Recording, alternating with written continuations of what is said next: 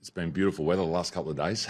It would have been nice to be out there gathering more information and all of those things. A lot's been spoken about the pitch, and just off the top, I want to talk about the evolution of that and the job that Matt Page has actually done in getting it from where it was to where it is now. It's always a tricky balance, fine balance. He does an outstanding job, and it's always sort of the perspective that I always use is that we have bad test matches as well. We had a bad test match, first test match last summer. This test we weren't at our best, and sometimes these things can happen, but we support him in what he's done and really proud of the evolution of the MCG. So hopefully people can have some context around where he's been on the journey and support him for the next challenge that he faces. Second part of the question? I guess we'll just on that, the context, I guess, how much can you take from this game, knowing that there was, I guess, the pitch did that play into the result on performances as you do move forward? Yeah, we've played on difficult pitches before, and we've been able to find a way through. And in this game, we didn't get the runs that we'd like. We had the game in a really good position, 40-odd run lead at the halfway point. And yeah, we set high expectations on the group, and we weren't able to execute and put a total on the board that would potentially stretch them to a point where they would have to use a little bit more craft in the innings. We sort of felt like the total was low enough where they could attack it, and it may have played into their strengths. And I don't think that that's the way that potentially that you should bat on that surface. But as I said, I think the total, a little bit like us in Perth, total was small enough, we were able to attack that, and they were able to put pressure back on us. But yeah, we believe we're a better batting group than that, but what we did there says otherwise, and the challenge for us is to get that lined up for Sydney and who may get the opportunity there. And that's probably going to be some of the questions. It's always selection. Were you disappointed with the batting, or did the guys get more leeway given the pitch? Yeah, we never live in sort of live in that space of a one-off test match. We always look at sample sizes and over a period of time, and there's some batters that have been underperforming depending on what the surface is. So if we were to make a move, would it be based upon the last test match? Generally, it's not. We're not that team. We like to stick and trust what we're setting out to achieve long in advance, and it's not necessarily the performance before. And even if you look at the bowlers, we pick bowlers for certain conditions, and we leave out spinners. And yeah, we do have a little bit of information from the test match before, but the SCG is not going to be the MCG, and the Perth's not going to be Adelaide, and so we've got to assess that going into Sydney, what that pitch may offer. Andrew, just a couple of you one. Uzzie Marnus, what's the situation there? I mean, obviously there's been a lot of speculation about this potentially being an endpoint for him. Where are those discussions at? Is the call likely to be made ahead of the match? And just a quick one is Tim David, where's he at with his hamstring at T20 World Cup? Yeah, I'll get on to the T20 World Cup. With it was been really clear that we haven't had a conversation. The speculation's been from the external. He's with his family at the moment, having a couple of days off, and yeah, I mean, we'll build into Sydney, and we're always having conversations about where players are at and speaking directly with players, and there's no indication at my end that he's calling it in Sydney, so that'll be something that we'll discuss. But his performance in this calendar year has been good enough to warrant selection, so I'd say he'd be there marking centre in Sydney. And Tim David's scan this morning. Oh, you don't know, that's a dead giveaway there. Scan this morning, so we'll have some information back on that. He has had a hamstring injury before, so not sure whether it's just pure muscle or tendon. That'll give us a time frame, all that type of thing. So yeah, we're unaware as to what it is at the moment in the scan. We'll have more information, and I dare say we'll be able to put something out later today once we get that info. You always talk about in terms of gathering information. Just with some of the players, do you feel that you've gathered enough information through this series to find a way forward, bearing in mind the last test match you played before we had that? 8 months, yeah. I mean, that's part of the equation, isn't it? When's your next test series? What does that look like?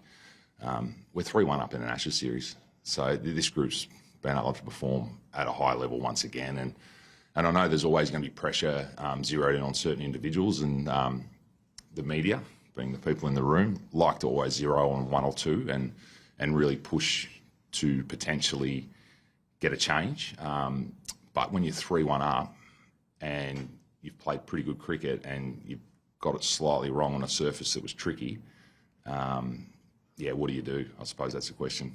you guys can speculate around that. We'll make decisions based upon the surface, and we like to back our players, and I think we've shown that over a period of time that they've got our support, and we've made hard decisions along that journey as well. We've made changes. We've made batting changes. We left Uzman out of Adelaide. So, yeah, we'll try to make the right decisions in the process we work through, and then you can critique the hindsight, and you do a good job at that as well, by the way. Me personally? Oh, all of you.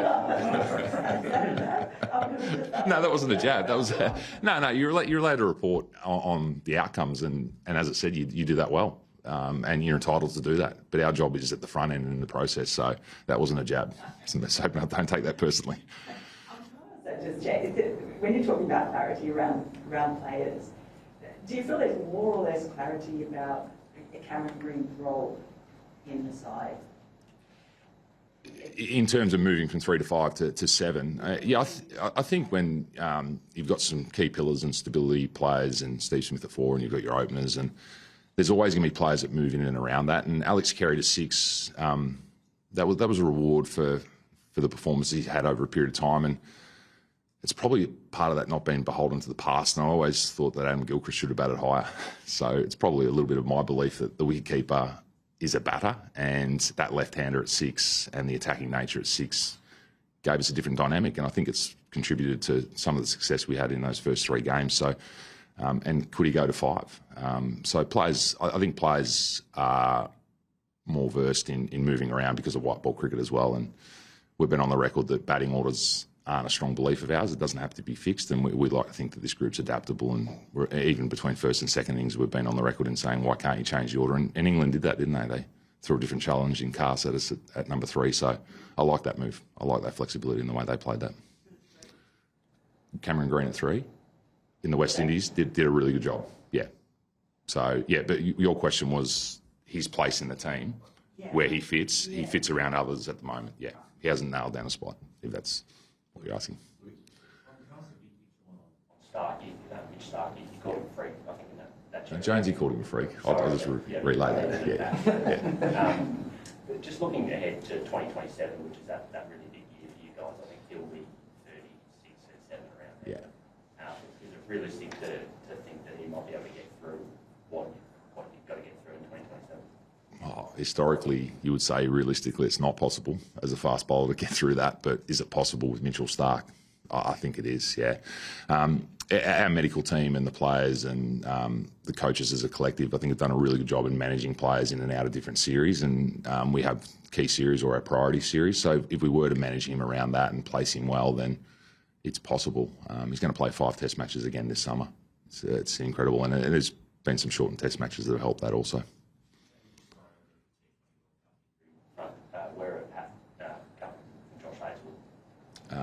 Josh is returning to bowl, so he looks as though he should be right in terms of timeframes or possible timeframes.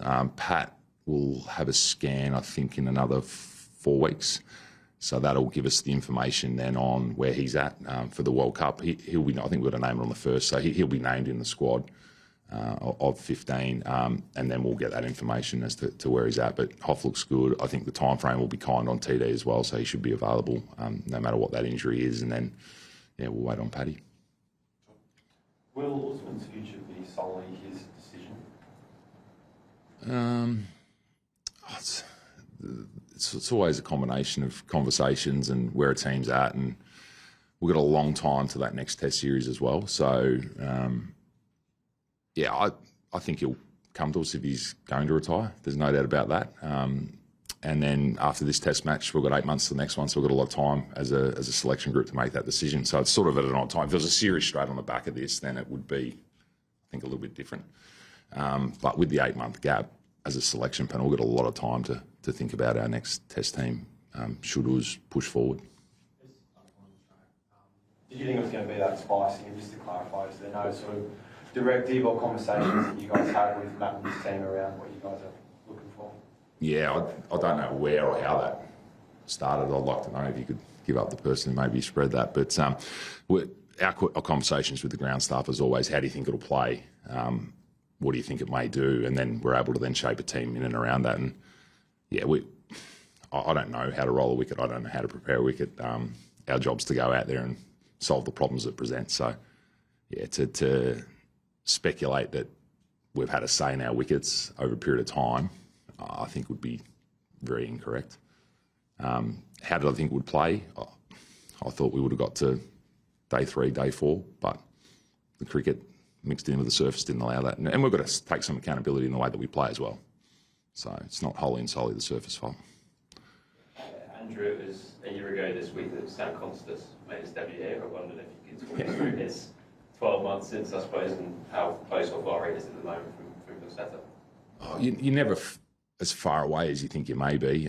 He's a young player that's been exposed to Test match cricket. He's now 20. He was 19 at the time, and he changed the series here 12 months ago. So we think there's a lot of cricket ahead of him. Sometimes the expectations on young players, I think, are a little unfair.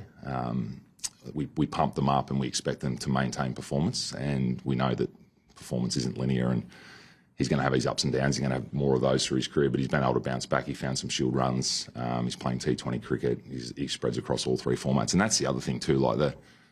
We talk about Cameron Green, we talk about these players. They're getting stretched across all 3 formats, and tell me a player that's been able to do that in modern times. Like we've seen Steve Smith get phased out of T20 international cricket. We've seen Kane Williamson.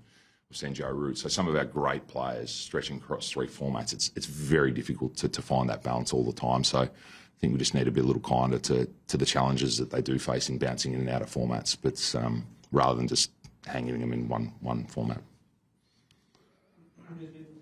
Plenty of interest in this series about how teams prepare or over-prepare for games. And I just wonder about this optional next session. You've lost the game in 2 days and disappear. Just the thinking behind offering up the chance to get in, net some work, and what the uptake might be as you expected. Yeah, our definition of an optional session is when we don't have all our fast bowlers participating, and a main session is when we have our fast bowlers in that session. So, yeah, the definition of optional, there's some players in here that need to do some work, and they will be here. So there's a bit of a build. It's you're working with the player around what they need to get ready for the next one. So in this instance, with a shortish turnaround or longer turnaround than we anticipated, but a shortish turnaround on the back of 4 Test matches, it really is about mental recovery at this stage. I don't think you're chasing anything in the nets. You're not chasing a technical change. You're not chasing form. You are what you are, and it's about mentally resetting for the challenges and getting through a Test series, which they're quite brutal and intense. So yeah, I think a lot of the preparation's done at the front end, and if I'm really honest around that, it starts 12 months out. So it's 12 months out from that first ball in Perth is when you are planning and preparing, and you want to make sure you get everything right, and that's when we get at our most anxious is that preparation phase. Once the Test match is up and running, then it's recovery, mental recovery, turnaround times dictate what you then do in between. But yeah, preparation is fundamentally important. Do you have any further information on Nathan Lyon's recovery timeline? No, not yet. I think someone would have that. I haven't seeked it as yet because we know it's a long-term injury. So yeah, it's just about he gets home and rest and recovery, and then once we can start doing some things with him, that'll shape that. But someone would have that information, but I don't. Yeah, Andrew. Oh. No, that was the optional training session covered. Yep. Andrew, Todd Greenberg implied that CA could intervene in some fashion in the pitches in the future to avoid this sort of result. Would that set a dangerous precedent, do you think? And secondly, are you worried at all about what precedent this result could set for Test cricket, or is it an outlier?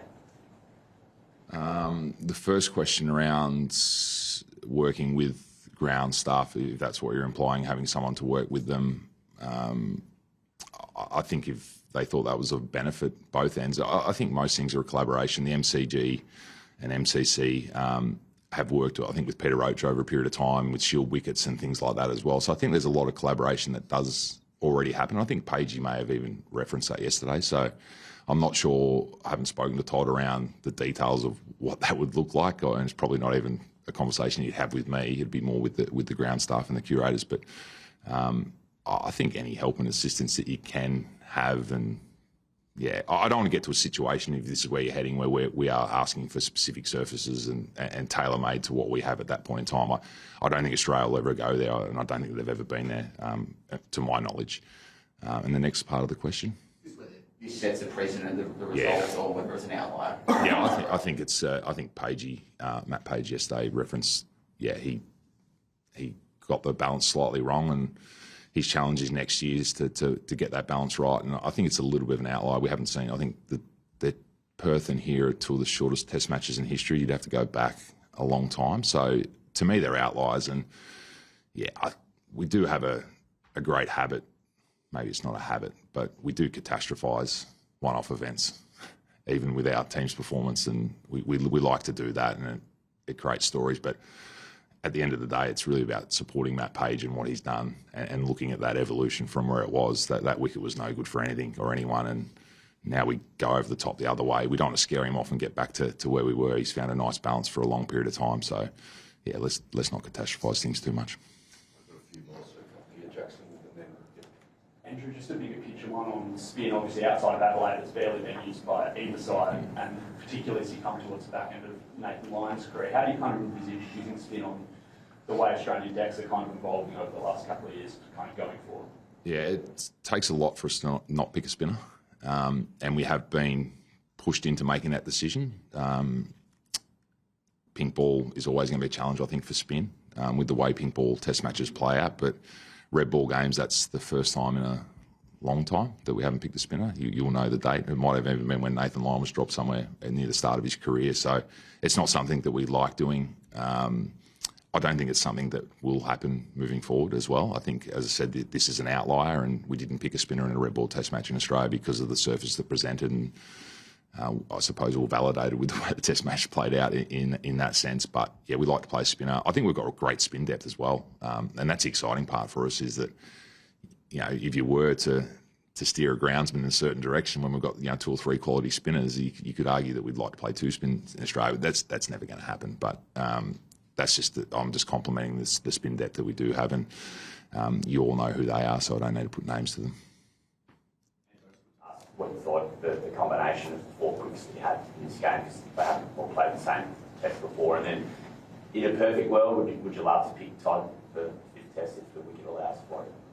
Yeah, I'd love to pick Todd. I'd love to see what he's got to offer, and I think he's 7 test matches into his career. I think he's well placed on the back of the last 2 years as well. And we talked about Sammy Constance before having a little dip in terms of the batting space. Young spinners do have that as well, and he had some issues with his shoulder, and we think he's back to his best. And what we've seen when he's come closer to the camp has been excellent. So yeah, we'd love to pick him. And the combination of those quicks, we thought they balanced themselves nicely. Mitchell Stark allows great balance, being a left armer that bowls 145. Michael Nisa did an outstanding job, and it was great to see Jai, albeit it was only a small sort of impact on the game, but it was good to see him return. His ball speed looked good. You know, he was bowling between sort of that 133 to 138 range, which is always difficult on the back of a shoulder reconstruction to find that pace. And he's got good skills. So, yeah, I think Jai in a 4-prong quick attack fitted, in particular, how much we think his capacity might be. So can he play in a three-man pace attack? That's something we'd have to decide, but he definitely fitted well in that four-man pace attack. I wanted to ask about Marnus, that he's had. What's he doing wrong at the moment? He's had a couple of years now where it's probably long enough for it to be a trend. And he had that really good form before the Test series, where it looked like he was back and forth. But the output since then has sort of been a bit patchy. But what's he doing wrong at the moment? I think with Marn, and he won't mind me saying this, is probably when he loses his intent to score, he gets himself in bad positions, and his shield work early in the season, even his one-day batting in the Marsh Cup was outstanding, and it's when he's putting pressure back onto the bowlers and when he's looking to score. I think there's periods of time where he goes back into his shell and really trusts his defence, and I think within that creates a little bit of error in his game, and he's working on it. We saw early in the summer how he played in those first couple of test matches. Great intent, good movement, positive. So it's a difficult game, and batting on some of these surfaces is tricky, but it's really about that mindset of going out there and scoring runs, and we've been consistent in that view from our end. And you know, Marn will probably go into the technique a little bit more than we do, but we think it's a mindset piece and his intent to score, and if he does that, he's at his best. And we've had those conversations even at one-day international level in terms of the way he plays, and we've had to drop him a few times on the basis of lack of intent. So I'd like to see him get busier in his innings, and he's a good player. He still averages 40 plus in Test cricket. He's had a lean period, but he is a quality player. Andrew, given the Ashes is now won and some of the matches have been so short, is there a temptation for you guys to maybe be a bit more creative or in terms of selection, or do you have a license to maybe try a few more things to learn about some of the players that you might be looking to learn a bit more about? Yeah, it's the WTC is something that we aim and strive for, and we're on the record around that. And every Test match is vitally important, and we like to think we just pick the best Test team for that surface based upon that opponent, because the WTC is something that is held in such high regard by this group. So to go into a license, I assume you're talking about experimenting with different players and potentially unearthing some players that might not potentially be ready at this point in time. I think to walk into a change room and say that we're going in that direction on the back of all the work we've done, it'd be very difficult for a head coach to own that. So we like to be consistent. Yeah, just further what we were saying before about Uzzie and Ronnie in terms of the uncertainty, and I guess that will play out over time. There is the chance that it could be his last Test match in Australia, and there'll be 50,000 fans in his hometown each day wanting to acknowledge him as well, if that is the case. How do you approach it in terms of, or how would you like fans to approach it in terms of celebrating one of the great careers, but also not clapping him outdoor?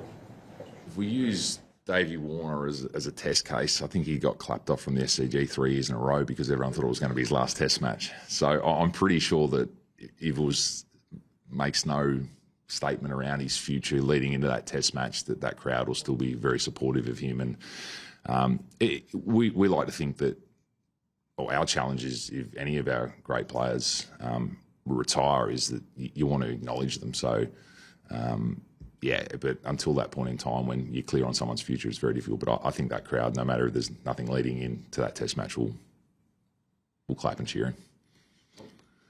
Andrew, in light of Cam Green's form, there's a bit of a public sentiment that Bo Webster's very unlikely to not be playing a Test given the numbers he put up on a Test in Sydney earlier this year. Your thoughts on Bo and where he's at?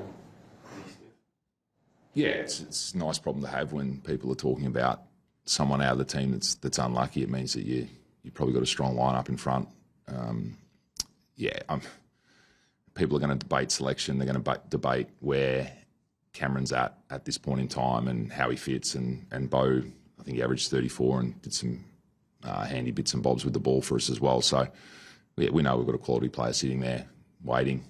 We've got a batting order that we'd like to think that can function at a higher capacity. So we'll be having conversations leading into Sydney. You talked about preparation starting 12 months out, and a little bit earlier, starting nursing Mitchell start through to 2027. We've got a couple of players. I think we'll be nursing him through because he goes flat out. A couple of players have said they're not sure if they're going to make the trip to England, and obviously it's a big deal for this team to win the Ashes in the UK. When do you start having those conversations and say to, I don't know, Steve Smith, Nathan Lyon, when are you going to come with us because we want you to be there? Yeah, there's so much to go before that. We've got New Zealand here next time. We've got South Africa away. We've got India away into, trying to get into that WTC final. So I think that will all happen probably 12 months out from it. So we'd start to look at that 12 months out. And if Steve Smith is there, that's fantastic news for us. So would we talk to him about pursuing that? It's such a long way away at the moment. But I remember having a conversation with him in Nagpur, going back to, I think it was 2023, about, what does it look like going forward? And at that stage, he was on the record around, I'm taking it test by test. It feels as though now Steve's got the appetite to potentially push on. We're in constant communication with our players, so we wouldn't be surprised if some don't make it. But on the other side of that, wouldn't be surprised if all of them got there as well, because they're physically capable. It'll be, whether their bodies allow. About winning 5-0, and he said, I don't care about that. I'll take 3-0, I'll take 3-2 as long as we win the Ashes. What's the difference from your point of view between 3-2 and 4-1? No, well, it just means we've got less World Test Championship points. The Ashes are secured, that's done, job's done, and we weighed up whether to play Pat for the rest of the series. With the Ashes already secured, WTC points on the offering, and we just felt like the risk associated with that was something that we didn't want to take on. But the Ashes are done. there's a test match against England that contributes to the World Test Championship, and that's what we're hungry for, to bank more points around that. So the scoreline at the end of the day would just mean we've either got more WTC points or less. I know that sounds simplistic and probably not what people want to hear. It's England-Australia, it's an Ashes test, but the Ashes were done at 3-0.